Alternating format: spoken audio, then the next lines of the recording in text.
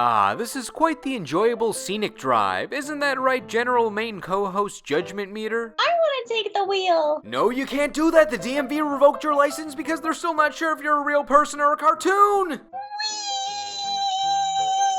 Whee! No, watch out for that blunt object.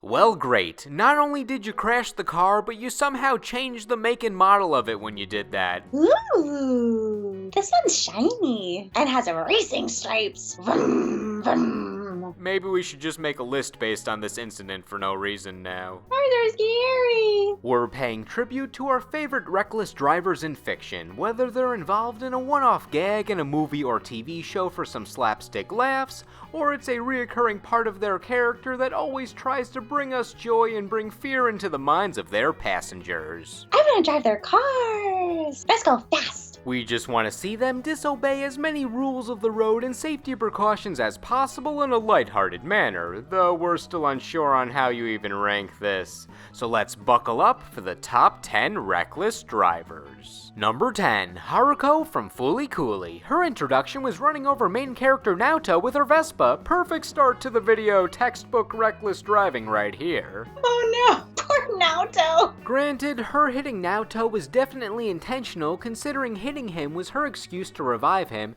and segue into opening up a portal in Naoto's head with her bass guitar for her master plan that we'll see in later episodes, but that part's not important for the list topic. Well, at least she had a reason for running over people. First of all, that's why she's a lower entry. Second of all, so her actions should be excused because her recklessness was intentional. Well, it didn't make it okay. It just wasn't an accident. It was premeditated. Maybe she isn't reckless. She's just a really bad person. The follow-up season, Fooly Cooly Progressive, paid homage to this scene by having our main character Hidomi introduced to Jinyu after Jinyu hits her with a convertible, and she's got that swag pose, but Haruko does not take kindly to imitation. She frickin' ate her. Number 9, Officer Jenny in the second episode of the Pokemon anime. When looking at iconic scenes in the Pokemon anime, people generally bring up the battles and the goodbyes, maybe even some of the ridiculous dub changes. But one moment that stands out to us that we don't hear many people talk about is when Ash first meets Officer Jenny and she zooms him to the Pokemon Center. Drives him to the Pokemon Center, through the Pokemon Center, right up to the desk of the Pokemon Center. Just through the front door, into the waiting room where civilians could have potentially been located. She's good at traveling these empty streets, but her lack of foresight makes her a type of reckless that gets brushed over for the sake of plot convenience. Well, at least she speeds for a good reason most of the time. There's the dying Pikachu in need. He made it. Still, with her recklessness, I would say that she needs better training to stay an officer, but it's pretty clear that nepotism runs wild in the Pokemon universe's police department. This scene is made somewhat self-aware when Nurse Joy takes the role of the audience and tells Jenny that we have a driveway, you know. She's sassy. Well, it's probably because Officer Jenny has done this a lot. Probably got skid marks on the floor. Though Joy's annoyance does turn around pretty quickly when Jenny simply says, "It's a Pokemon emergency!" I guess she knows it's dire when someone drops the name of the episode. They have a love-hate relationship. Oh, what kind of relationship? I didn't say it's anything romantical. Their relationship is parallel. Guess that's also why they share the subject matter of one of the greatest Pokemon songs. Jenny, oh Jenny. Joy, oh joy. A one-woman man's what I wanna be. But there's two perfect girls for me. We need to invest in that song's instrumental. Number 8, Ace Ventura Pet Detective. In the second movie, When Nature Calls, Fulton needs to direct Ace to the consulate before they can dig into this case, who's located on the other side of the jungle, so the best option is to drive through it. The road's too long and winding. Despite driving through rough vegetation, a body of water not fit for two-wheel drive, breaking the windows, tearing off the finish, and terrifying his passengers, you'd think he'd be a contender for a high ranking on this list. But there's one factor holding him back. He is very good at parking. Like a glove, he shows off that he's consistent with his badass parking job from the first movie. It's about the destination here, not the journey. And he always wore a seatbelt. Safety first. Which version of the movie did you watch? He never put on a seatbelt. Everyone knows that buckling your seatbelt immediately gets you points on your driving test, but immediately loses you points on your reckless driving test. Number 7, Elwood from the Blues Brothers. We have another another reckless driving scene in a comedy movie that was never meant to be analyzed. Elwood already had the track record of your above-average reckless driver, with 116 parking tickets and 56 moving violations, so it makes you a target for a cop or two. But since these men are on a mission to save the orphanage, they don't have time for the law, so Elwood makes the escape path through the mall, and of course they're still in the car. The kiosks never stood a chance, but the stores were not even safe since they had to careen off to the left and right. No store was spared on the first floor. It's great if you love good old property damage to things you love. That man never found out if they had a Miss Piggy. All this destruction shows off how good of a driver Elwood is too, since he miraculously found all the open spaces in this crowded mall. Yeah, but in that space are a lot of people. It's fine, they all got out of the way. You hope. I know, and like any proper trip to the mall, they exit through the brand name department store. Watch this scene for yourself and experience the madness. It's not even the only car chase scene in this movie, but it is the only scene I'll talk about. Onwards to the next entry. Number 6, Detective Frank Drebin from Police Squad. Police Squad was a short-lived spoof sitcom from the 80s made by the guys who directed Airplane, which had much of the same deadpan humor of Airplane right down to the lead character played by Leslie Nielsen.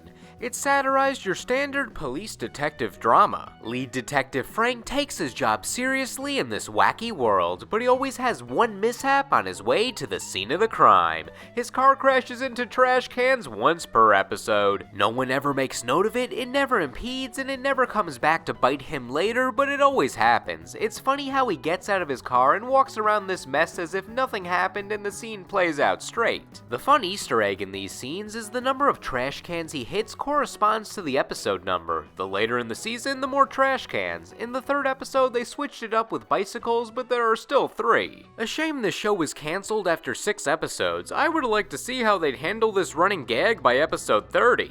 Number 5, Michael Scott from The Office. In Season 4, in a battle of old versus new ideals, boss Michael Scott attempts to show that old-fashioned person-to-person gift-giving is the best way to show appreciation of former customers. When driving to one of them, his GPS says turn right, so he listens to it, going right into the lake. When you said Michael drove into a lake at work, I thought you meant one of the drivers at your work. I never said anyone named Michael from my workplace drove into a lake.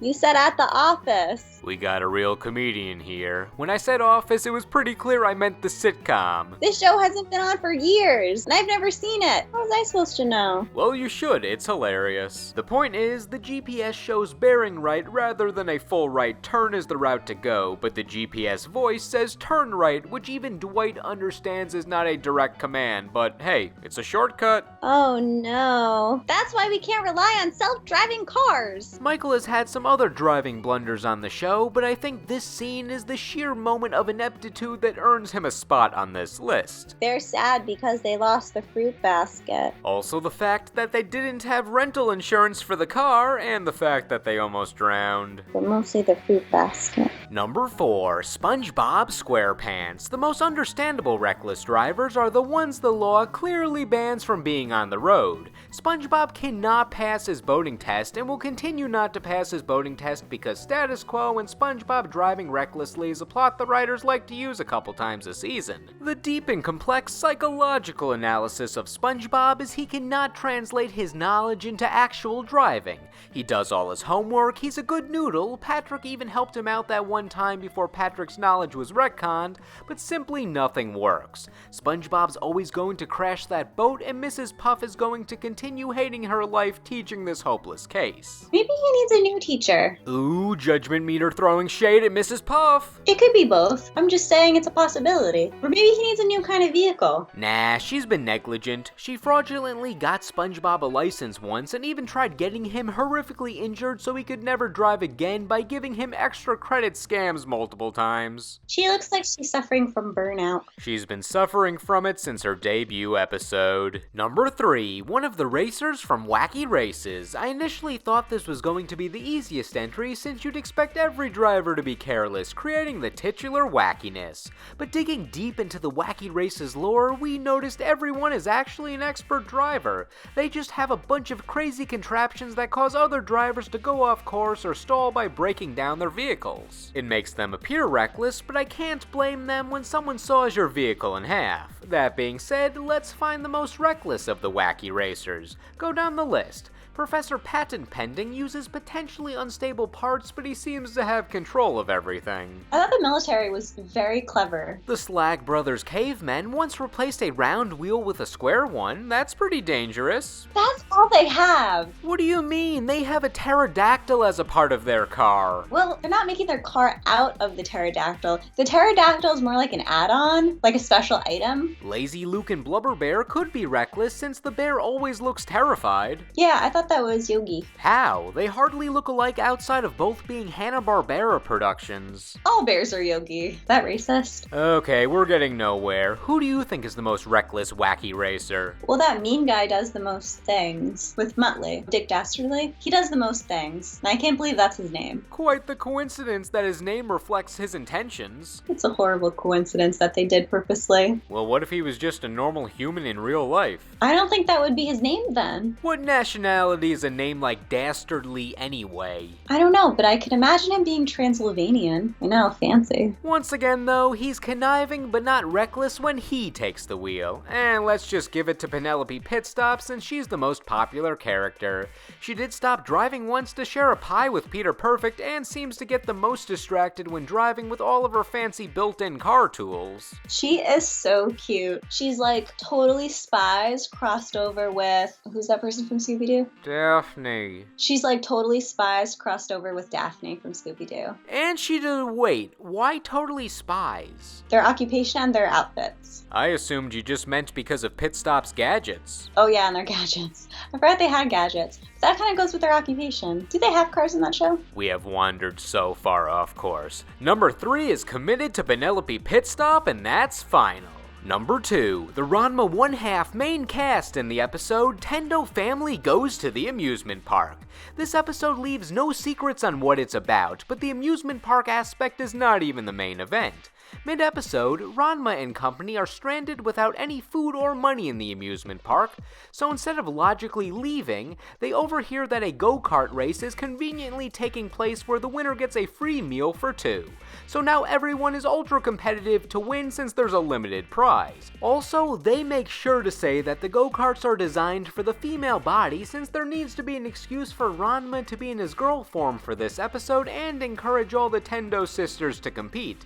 And that seems to be the only reason they mention that detail since the rest of the male cast competes and seems to have no trouble fitting in their carts. To add to the conflict, a one-off rival appears who's an expert racer that apparently just hangs around the go-kart track every weekend since that's also convenient for the plot. And of course she targets Ranma as her main racing rival even though there are dozens of people that she also just met. Because she likes winning races and Ranma likes winning everything. Ranma says, I'm gonna win this because I want food. Yeah, but do you think that Ranma was the only person in this crowd who verbally said he could win this race? Yeah, and then she overheard him. She's like, F no, this is my town. Did we ever learn her name? It never mattered. Everyone knows she's never appearing again, so call her whatever you want to. Racer chick. Then the race is a disaster where either no one knows how to drive their go-kart or they are incredibly careless. Once again, let's go down the cast list. Ranma and Racer Girl are overly competitive and ignore everything else. Well, Ryoga couldn't figure out which direction to go. Akane crashes her car immediately by putting it in reverse. Son and Genma were fighting. And get passed by literally everyone. Shampoo runs all the nameless drivers off the road, and then she attempts to go after the main cast. Moose couldn't figure out how to use the car. Moose might be the worst in some regards, since he fixes his go-kart with tape and somehow turbocharges it to push a bunch of other cars ahead of everyone,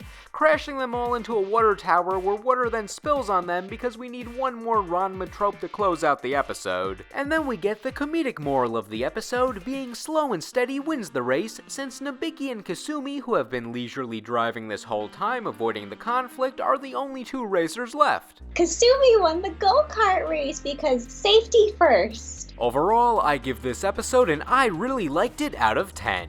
Honorable mentions. Are there any for this topic? Oh my god. Remember Abigail going, I mean, he's a brute when fighting, but is he actually reckless when he drives? I don't think he'd be allowed a license. Even though he used to be part of a car-themed gang, I'm pretty sure he can drive now because his Street Fighter V story is all about him finding his legally obtained truck. Really? I thought he just makes those noises for funsies. Or he just makes those noises because he can't drive a car. I think he's actually pretty good with cars because his bio states he's now just a mechanic. Oh, he likes bananas. Does it say? Oh, he likes death metal. I thought it said he likes Death Note. I'm like, really? Oh, he likes huge cars. Just like my 2-year-old nephew. And, got any other honorable mention ideas in ya? I don't know anymore. The Abigail one was all I got. Then we're done here. Number 1's characters are not just reckless drivers by nature, but they are designed to be reckless, literally. Number 1, the Incredible Crash Test Dummies. You know, those human-sized dolls that car companies put in driver and passenger seats to test safety features when they need to see how people in various vehicles would be affected by different types of crashes. What's that? They don't technically drive the cars. Well, I'm not quite talking about the literal dummies, but rather the media portraying them as a community of characters. When you first suggested the crash test dummies for an entry, I thought you were talking about the band. Nah, the members of the band are actually excellent drivers in real life. Good for them. Good for them. For some reason, toy companies found these safety testing tools marketable and made a whole line of the Incredible Crash Test Dummy toys. The big appeal of these toys is you could put them in vehicles, smash these guys into walls and such, and put them back together. They rose to prominence in the late 80s and 90s, where the toys inspired PSAs and a few TV shows. The PSAs were the big thing for them, starring crash dummies Vince and Larry, who would go around driving while getting distracted, not buckling their seatbelts, and talking about how they always get dismembered because of their poor actions. But they make it clear that's their job, even preventing one another from buckling their seatbelts because, as they say, they're dummies. They're not supposed to do what's right or smart. Yeah, and they come back each episode. These PSAs count as TV shows now? Commercial, whatever. That's a pretty depressing existence, knowing you're always going to crash your car because you have to, for the good of everyone else. These PSAs get dark in some regards, like the one that starts off with the dismembered dummy head saying most people couldn't live like this. Wait, most? Who can? At least these two are aware of how badly they're driving. It's the other dummy citizens in these PSAs who have no idea what they're doing. To capitalize on the popularity of the brand,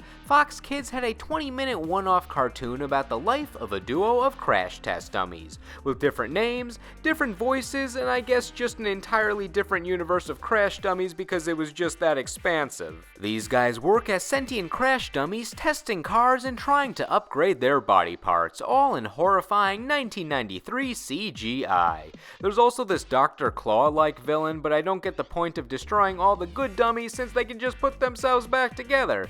I don't know, the point is they drive and crash in this special. 4Kids attempted to revive the appeal of the dummies in 2004 with their own shorts about yet another set of dummies that work in the field of driving and are charmingly inept. And that was the last we really saw of this weird phenomena where kids, or adults that sell stuff to kids, had an interest in the world of sentient crash test dummies. Now, what did you think? Were these dummies a smart choice? Were all these drivers enjoyably reckless enough on the road, or were there some drivers that drove so poorly I blocked them from my memory?